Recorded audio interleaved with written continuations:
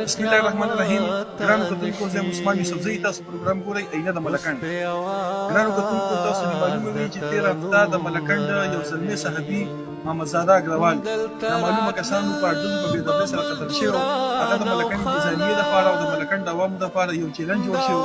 ملکنډ انتظامیې شپه ورځ قرباني وکړه او هغه دوه ملزمان یې ګرفتار کړه. هغه بس میډیا ته پیش کړي او ډیپټي کمیشنر امانالحق په دې باره کې تفصیلي خبرې کوي.